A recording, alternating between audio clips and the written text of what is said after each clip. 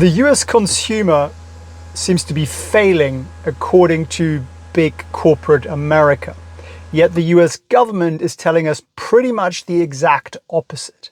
This could be one of the biggest scandals, lies, pieces of misinformation that has ever been put out by a White House. Now, is that a political attack against this particular law? No, in my view, honestly, all governments are pretty much the same, no matter who's in there. But why this matters and why I feel I have to share this with you so you become the best informed investor out there is very simple. This is going to impact the stock market. This is going to impact whether or not we're going to get a recession. And it's going to matter more than pretty much anything that you'll be doing in the next 12 to 24 months with your personal money. Now, if you're somebody who doesn't like to wait out scenarios, you don't really care if there is a recession or not, and you're just thinking, I just want to look after myself and my family and build myself an income stream so I can actually take advantage of any impending disasters if we do get them, and you want to run through the data here in a moment, then I've got the thing for you. And that is a free live trading training where I teach you how I, as a former banker, trade, what I do, the 3 rules. It's made for beginners. You don't need to know a thing. And all you got to do is grab yourself a free seat. It's Tuesday evening, felixfriends.org/webinar. It's at 5 p.m. Eastern time. Grab yourself a seat as I'm roasting here in the beautiful sunshine. And I wanted to actually go for a spin and think about this, but I thought, you know what? Let me give you the data points. Let me give you the actual quotes first, because A, that way I won't hit a tree, and B, I think it'll be more coherent and more high value for you. So the more I've been digging into this, the more I'm like, whoa, this is not what we're being told here. And Goldman Sachs, one of the biggest investment banks in the world, just put out a research report, and this is to customers. They're sending this, right? They're sending this to high net worth individuals, to funds, to other investment vehicles, so to people with money. And they tend to have better information than most of us out there. And that's why I want to share this with you. And they're saying we are getting bearish on the consumer and our soft landing basket. And soft landing basket means these are stocks who will do well because we're not going to get a recession, and therefore that's what a lot of people are invested in. And they are starting to see big money move towards more defensive stocks. Now, what are more defensive stocks?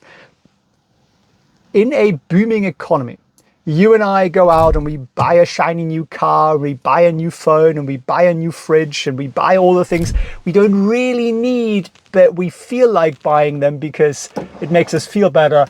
And in a recession, the opposite is true.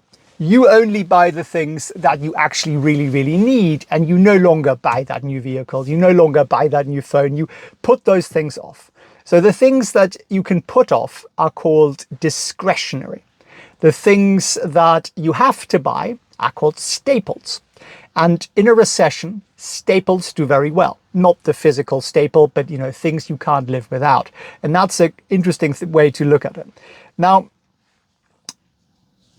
if I walk you through a few data points here, I think you're going to be better informed than everybody else out there. And one of the things would be, okay, manufacturing, right, is contracting. That's usually an early warning sign of a recession. The prices manufacturers are paying at the same time are going up, which doesn't help them. We have payroll data, jobs data, which is becoming softer. And the amount by which salaries are going up is slowing down. Now, if you are a salaried individual, you are today working for less money than you were pre-COVID. Yeah, you got pay rises, but inflation ate it up massively. So you're actually worse off than you were pre-COVID. And that's a whole story we can get to in a moment. Consumer confidence, which tells people, should I buy this vehicle? Should I buy this stuff I didn't need? Or do I just tighten my belt a little bit? Is at a 2-year low. And here is what's particularly insightful, I think. It's going through the earnings reports of the big US consumer stocks. And I don't expect you to do that. You don't have to do that to be a successful investor, a successful trader. But I love doing this stuff. This is like my passion. It has been for many, many years. So I read this stuff when I'm on holiday and I share it with you and I compress it into a very, very short piece of information. Okay, this is what Coca-Cola says. They says, we see the consumer as more value seeking. We see purchasing power compression in the lower income strata. Poor people got poorer. That's what that means. As well as some behavioral shifts towards value. So people are buying the cheaper products. People are buying things on offer. They're taking advantage of the discounts. Molson Coors, beer guys, they're saying we're seeing a accelerated softening across the US and Canada beer industry. What does that mean? It just says the consumer is spending less on beer. Very simple. And honestly, most people don't cut down on beer expenditure unless things are pretty bad, right? Pepsi says the low-income consumer is making a lot of choices on what to buy and where to buy. And that's why they're seeing slowdown in convenience stores sales, because convenience stores are often in the poorest area and it's often the poorest people who shop in convenience stores. I know it makes very little sense, but that's just the way it's structured. If you look at Dr. Pepper, they're saying we're seeing pressure on the lower and mid-income level. And they are therefore going to change their messaging and their marketing to a more value messaging. They're basically saying Dr. Pepper is the cheapest soda out there, right? Does that make companies more money? Probably not, but it might be a way to get through a recession if you think one is coming. And what we've seen during COVID was the government giving helicopter money to everybody. So the poorest income group very, very quickly burned through that money. Why? Because they didn't have any savings to start with and they still had to pay rent and rents went up and there was a lot of inflation. The group just above that, the sort of lower and middle classes, took them a little bit longer because they were saving, right? And they still had their incomes, their salaries coming in. But they have also burned through those savings from COVID now. They have also maxed out their credit cards more than since, I don't know, 2012. And on top of that, we've got this buy now, pay later debt pile that's sort of unspecified. Nobody quite knows how big that is, but that's also out there. And in some ways, I think that's elongated the period during which the consumer could spend. So like, okay, I haven't got any savings. I've maxed up my credit card, but I still need to buy groceries. Yeah, and buy now, pay later, about half of it is used for groceries. And that's a scary number. So they are using whatever credit they can get to look after themselves. And I totally get that. Now, what about some other ones? Cosmetics, right? Coty, mass color cosmetics category in the US remains under pressure. Pressure is still being felt by lower income consumers. Estee Lauder, seeing softness in North America consumer sentiment.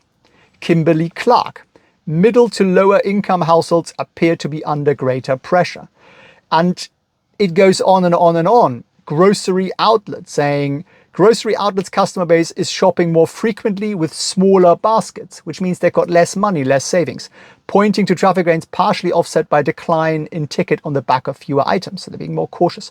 Hershey, value-seeking behavior from lower-income consumers. And I mean, I could go on and on and on. Kraft Heinz saying pressure on lower-income consumers driving a pullback in restaurant and convenience store spending, more at-home consumption. Again, why do you consume at home? Because you want to save money on restaurant. And literally, I could go on for absolute ever. McDonald's is reintroducing a $5 burger because a Big Mac apparently is $18. Now, I can't proclaim to have eaten in a McDonald's in the last 20 years, but that's again an indicator, right? So the ability of one of the greatest brands in the world to drive up prices is hitting a limit because the people they are driving up prices against, their consumer, is just going, just can't afford it. Just can't afford it. So McDonald's is going, okay, we're gonna have to do something about that. We're gonna have to reintroduce a cheap item to bring people back in the door and then maybe try and upsell them on soda or something, right? Shake Shack, highlighted pressure from low-income consumers. Starbucks, traffic decline in the quarter. Greater spending caution. Starbucks. I mean, Starbucks. People are so addicted to Starbucks. A lot of the Americans I know, no matter where they live in the world, they will get in their car in the morning, their truck, and they'll drive to a Starbucks and get themselves a coffee. And that is a weird thing that Starbucks has managed to indoctrinate people to do. I would rather have a coffee at home, but then get it out of a paper cup that's lined with plastic. And I don't know. We don't need to go into the whole Starbucks thing, but that's one of the greatest brands out there, and they're failing. They're failing. And to me, the whole thing points to a massive, hidden, covered up decline in the US consumer. Costco, they missed on their latest monthly numbers. And what's the result of this? And why is this happening? Well, okay, the US government doesn't want you to know because people are trying to get re-elected, right? And banks don't really have an interest in you knowing because everybody wants to keep the party going. Mass media lives off advertising money. When you hit a recession, advertising money dries up, and it's probably the death knell for mass media because all the remaining advertising money will go to Google and Facebook, as it pretty much already is. So none of the people out there that you kind of get most of your information from have an interest in letting you know what's actually going on there. They want to keep the consumer confidence high. They want to make you feel, no, it's all fine, it's all good, don't worry about a thing. And that way you'll go and keep spending on stuff. But the reality looks like there is a consumer recession either already here or coming. Manufacturing recession, we've kind of almost gone through. I think we're starting to come out of it again. And therefore, if you have stocks in the consumer space, the Macy's, the Nikes, to an extent even Amazon, although I think a lot of their growth will be driven now by cloud and AI and advertising, they're going to be in trouble. And advertising spend is also going to decline. That's going to hit Meta, that's going to hit Google. When is that going to happen? Well, I think the US presidential election and Olympics and these things are such massive spend items for advertisers that they'll probably do all right till year end, and then we might start to see that slowdown come in. And what do I do about it? Well, two things. One, I trade and I enjoy the short-term bonanza. You know, I look at a week forward. That's all I care about. And we can do that. And you can learn the 3-step system that I teach beginners and have taught like 10,000 people at felixfriends.org/webinar. And you could potentially make an income stream no matter what the heck happens out there in the economy. And it'll make you feel better and more secure, potentially because you no longer care about the job quite as much. You're no longer worried about losing it quite as much. And you can also invest more with it, right? Which is a really, really important thing. And secondly, I'm looking very cautiously at what's my exposure to advertising, what's my exposure to the US consumer. And I think later in the year, there'll be some nice dip positions that we get into, but I don't want to like YOLO into consumer stocks right now. And, you know, a lot of people are YOLOing into anything from Lululemon to, as I say, Nike or any old, you know, trainer shop and so on out there, Foot Locker and all that kind of stuff. And I would just urge caution. And before you do, if you must do, read their last earnings report and look for these little snippets, these little giveaways that CEOs give us saying, we actually think the consumer is in trouble. Now, is this a unique situation? No. It's pretty much never happened before that the Federal Reserve significantly raises interest rates and does not cause a recession. It basically doesn't happen. And I don't think this time's going to be any different.